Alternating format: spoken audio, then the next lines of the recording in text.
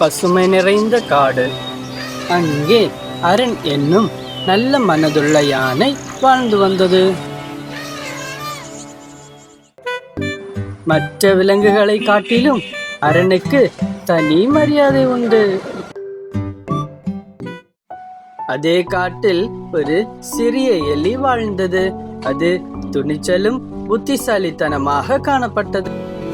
ஆனால் காட்டில் இருக்கும் மற்ற விலங்குகளை விட உருவத்தில் சிறியதாக காணப்பட்டதால் மற்ற விலங்குகள் எலியை தங்கள் கூட்டத்தில் சேர்க்காமல் புறக்கணித்தனர். இவன் நம்மை விட சிறியவன் தான் என்று ஒதுக்கப்பட்டான். ஒரு நாள் அரண் நடந்து செல்லும் போது அவனுடைய கால் ஒரு வலையில் சிக்கியது. எவ்வளவோ போராடியும் அவனால் வலையிலிருந்து விடுபட முடியவில்லை. வலி தாங்க முடியாமல் அரண், யாராவது இருக்கிறீர்களா? எனக்கு உதவி செய்கிறீர்களா? என்னால் இந்த வலியை பொறுத்து கொள்ள முடியவில்லை என்று கத்தியது.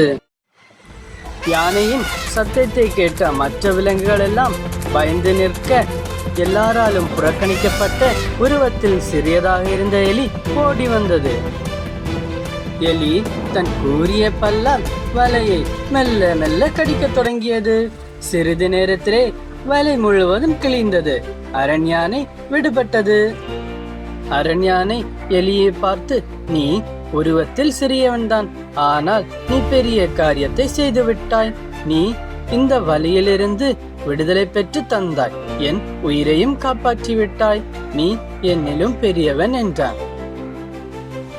எலி புன்னகையுடன், நீயும் மற்ற விலங்குகளும் எனக்கு நண்பர்கள்தான். நண்பர்களுக்குள்ளே பெரியவன் சிறியவன் என்று இல்லை, எல்லாரும் சமம்தான். அந்த நாள் முதல் யானையும் எலியும் நல்ல நண்பர்கள் ஆனார்கள். தினமும் சந்தித்தனர்.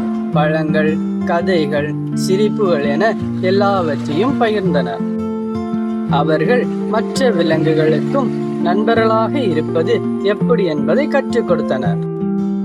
நண்பர்கள் என்பது உடலின் அளவால் வரையறுக்கப்படுவதில்லை.